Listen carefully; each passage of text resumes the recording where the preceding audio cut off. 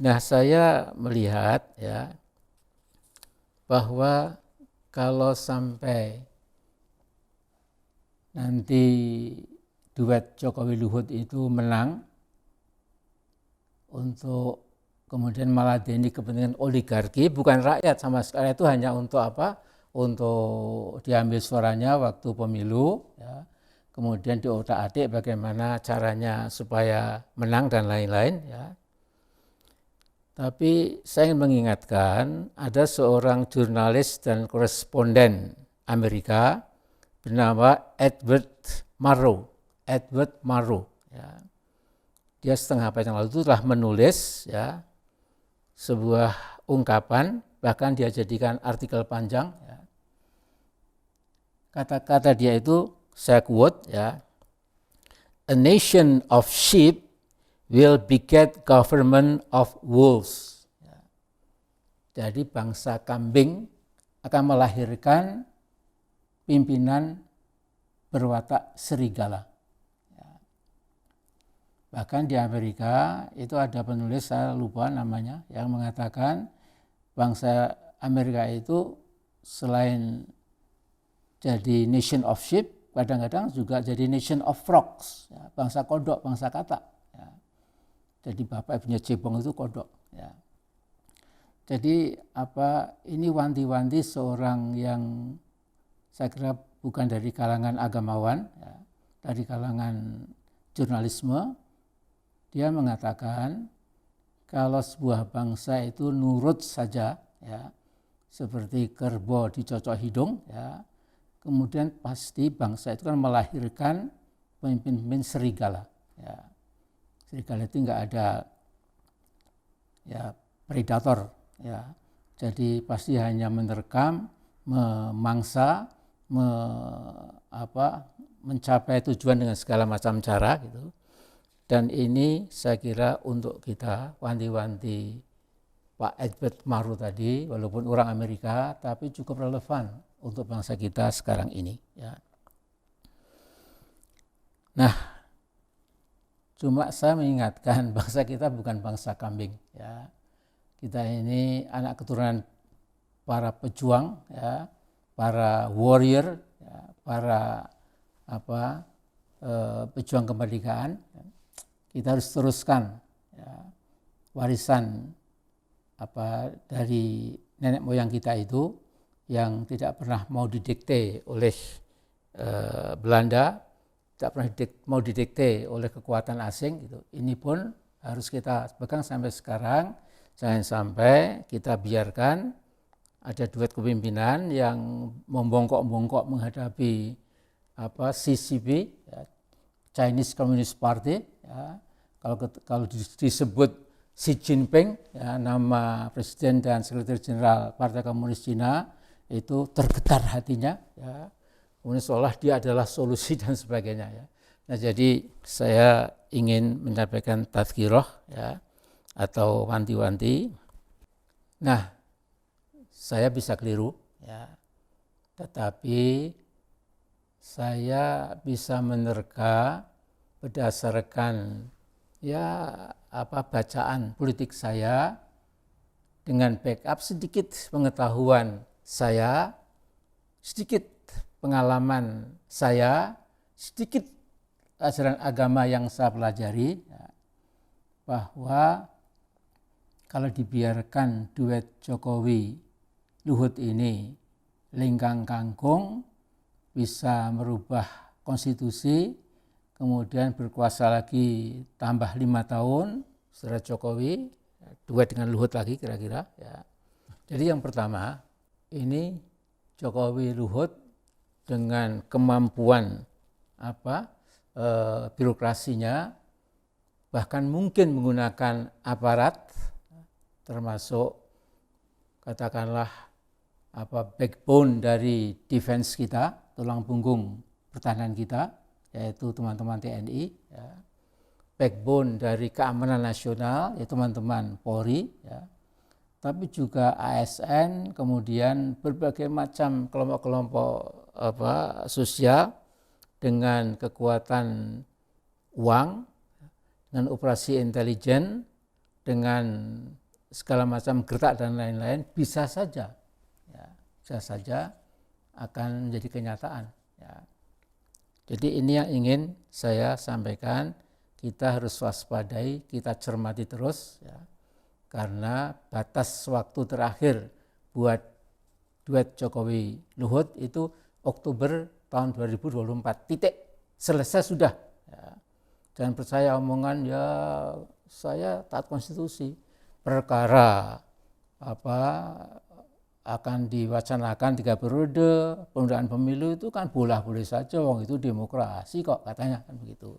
Tapi pada akhirnya kan konstitusi harus kita pegang. Ya. Tapi jangan lupa, ya, masih bisa dibuka di YouTube. Ya. Jadi Pak Jokowi ketika jadi gubernur ditanya apakah akan nyapres. Dan setelah tertawa khas itu, dia mengatakan Anda ngomongnya nggak jelas. Jadi gubernur saja tugasnya bergunung-gunung, kok mau nyapres, copras, capres. Tapi itu kan hanya omongan, ya. Akhirnya nyapres betul, ya. Jadi jangan percaya kalau dia ya saya taat konstitusi karena pernah langsung ke ujian, dan sekali langsung ke ujian orang tidak akan percaya, apalagi berkali-kali langsung ke ujian. Yang kedua, ya, kalau Jokowi dengan Luhut misalnya ini naudzubillahi min dzalik, jangan sampai ya menang lagi, 3 periode diberikan kepada Pak Jokowi, ya, maka kebangkitan komunisme itu merupakan sebuah hal yang pasti, ya. Jadi komunisme akan diberi angin buritan, ya.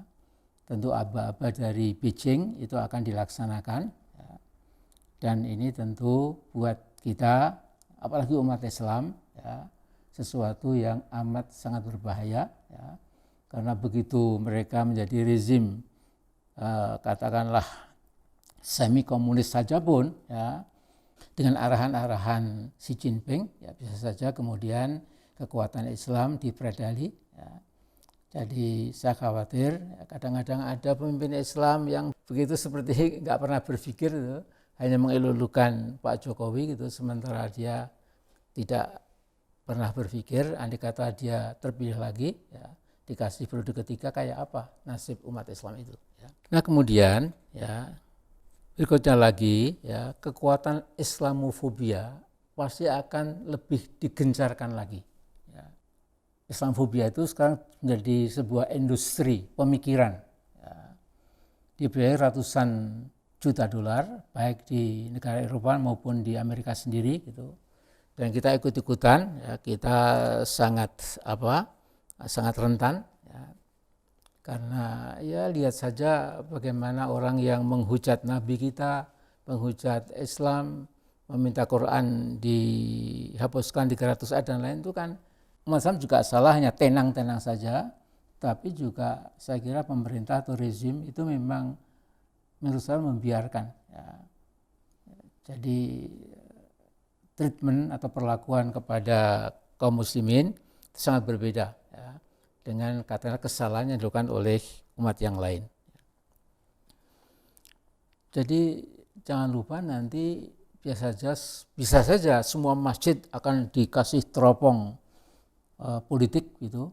Nanti ada masjid yang legal, ada masjid yang semi legal, ada masjid yang harus ditutup dan lain-lain dengan segala macam itu.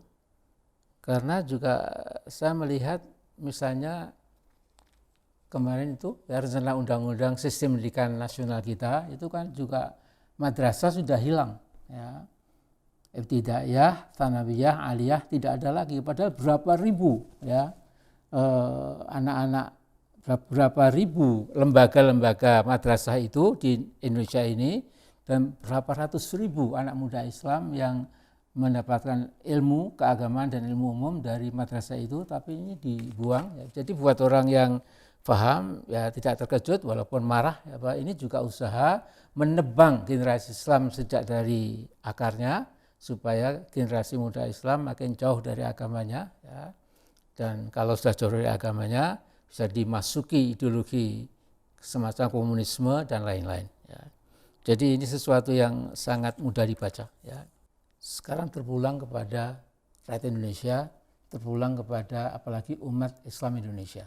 Jadi jelas sekali, ya, beberapa tahun ini sudah kelihatan kok ya arah dari kebijakan ekonomi, politik, intelijen, ya, bahkan sosok Indonesia di luar negeri pun juga kelihatan, ya, sudah jadi rahasia internasional bahwa kita membungkuk, ya, di depan Beijing gitu.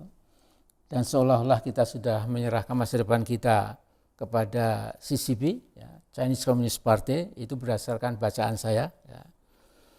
Nah sekarang saya ingin menyampaikan beberapa hal kepada Bung Jokowi dan Bung Luhut. Ya. Anda jangan mengulangi kesalahan Bung Karno dan Pak Harto. Dan kaliber Anda itu dibanding Bung Karno dan Pak Harto itu nggak sebanding. Ya. Bung Karno itu bapak proklamasi, pemimpin besar revolusi, ya.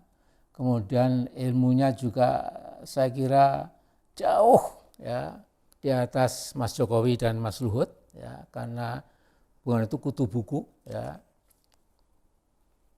Ini diakui lah ya oleh dunia internasional itu. Ya. Tetapi Bung Karno juga pernah silap, ya, karena membiarkan dirinya dikukuhkan sebagai presiden seumur hidup oleh MPRS pada waktu itu, dan akhirnya sebuah tragedi. Ya. Beliau diperlakukan sebagai, ya, orang jahat, ditendang-tendang, ya, bahkan digertak-gertak oleh bekas-bekas ajudannya itu, ya. Kemudian sampai dibawa ke Blitar. Saya kira rentetan kesedihan, tragedi yang dialami oleh Bung Karno dan keluarganya. Pak Harto itu jenderal bintang 5, ya, kemudian 30 tahun berkuasa. Ya. Sesungguhnya seingat saya dan setahu saya itu menjelang 6 periode itu sudah mau turun panggung, tapi kemudian ada salah seorang menterinya yang mengatakan bahwa Presiden, saya baru keliling ke berbagai provinsi, ternyata Bapak masih dibutuhkan, Bapak belum bisa diganti Pak. Nah karena omongan seperti ini, asal Bapak senang, lantas Pak Harto kemudian tergelincir, jadi Presiden lagi, gak sampai 2 tahun kemudian oleh gerakan reformasi, Pak Harto berakhir kekuasaannya, dan lihat pada akhir hayatnya, sekasian beliau juga mengalami tragedi. Bung Jokowi, Anda tidak sebesar Bung Karno dan Pak Harto. Ya. Jadi ketika Anda sebagai lulusan kehutanan, S1 kehutanan, tiba-tiba jadi ahli tol laut, ya, itu tentu ada masukan-masukan, ya, yang saya pastikan dari Beijing, ya, karena Beijing punya One Belt One Road, obor itu, ya, kemudian Anda akan meladeni kepentingan obor itu untuk membangun tol laut, ya, supaya lebih kuat cengkeraman Cina pada Indonesia. Ya. Nah kemudian saya mengingatkan teman-teman TNI dan teman-teman Polri. Ya. Jadi setahu saya dalam sejarah Indonesia modern itu kesetiaan puncak atau kesetiaan akhir TNI dan Polri itu pada negara dan bangsa, bukan pada pemerintah yang sedang berkuasa. Pemerintah yang sedang berkuasa kalau tidak melanggar konstitusi, bekerja untuk rakyat, dia memang perlu didukung oleh TNI dan Polri. Ya. Tapi begitu yang berkuasa ini mulai miring-miring, kemudian lepas tercerabut dari kepentingan bangsanya, kemudian membangun nepotisme, ya, kemudian merasa menjadi top markotop, istilah anak-anak muda sekarang ini, ya, menjadi pemimpin yang tidak ada gantinya, ya. kemudian tadi kena sindrom narsisistik megalomania tadi itu, ya, maka akhirnya juga pasti akan tragedi. Ya. Jadi Pak Jokowi dan Pak Luhut ingat Oktober 24 sudah selesai sampun. Ya. Legacy Anda nanti tergantung. Ya, kalau Anda bisa menyelesaikan misalnya IKN, ya, Kedutaan Nusantara di Kaltim itu misalnya bisa berhasil, ya dikenang. Nah, tapi kalau mangkrak apalagi, ya tentu lebih buruk lagi. Ya. Nah jadi teman TNI dan Polri, ya, dulu Bung Karno kurang apa? Ya, proklamator. Ya. Hutang budi bangsa pada Bung Karno itu luar biasa. Ya. Tapi ketika beliau sebagai manusia biasa itu lupa, ya, kemudian jadi presiden seumur hidup, ya, akhirnya rakyat pun juga mengatakan enough is enough. Ya. Pak Harto juga menguasai semua angkatan, ya. Kemudian temannya juga pengusaha, ya, lantas ya udahlah sepertinya nggak tergantikan, tapi kemudian akhirnya juga tragedi. Nah panjenengan Pak Jokowi, jadi sama saja, ya. Tolong bantuan saya ini Anda perhatikan, ya. Kemudian last but not least akan saya bacakan Al-Quran Al-An'am surat 44. Ya. Falamma nasu ma dzukkiru bihi fatahna alaihim abwaaba kulli syai' hatta idza farihu bima utu akhadnahum baghtatan fa idahum mublisun. Shadaqallahul adzim. Ya. Jadi ketika orang-orang yang pongah, ya, yang takabur, yang sombong itu telah membelakangi, ya, telah tidak menggubris, ya, peringatan-peringatan yang ditujukan kepada mereka, maka Allah justru akan membuka pintu-pintu kesenangan bagi mereka. Ya, itu sunatullah, ya. Kalau ada orang kurang ajar, sombong, ya, arogan, jumawa, itu merasa adikang adigong, ya, bukan langsung oleh Allah diberi hukuman, bukan, bahkan dibuka pintu kesenangan. Tapi ketika mereka bersenang-senang dalam puncak kesenangannya itu, Allah tiba-tiba menjatuhkan palu dalam hukuman dan mereka tercerai-berai, mublisun, ya, tidak bisa berkata-kata lagi, ya, porak-poranda. Kemudian mirip dengan ayat 44 itu ada Al-A'raf 182, 183, walladzina kadzabu biayatina sanastadrijuhum min haitsu la ya'lamun wa umli lahum inna kaidi matin. Ya. Jadi pada orang-orang yang mendustakan ayat-ayat kami, orang-orang yang percaya kepada Allah, ya, akan kami istidraj, ya, akan dalam bahasa Jawa dilulu, bahasa Indonesianya dimanjakan, dibiarkan saja, ya, sampai kemudian berstapura, merasa sangat hebat, ya, tidak ada taranya di muka bumi ini, ya. Tapi kemudian Allah akan mengambil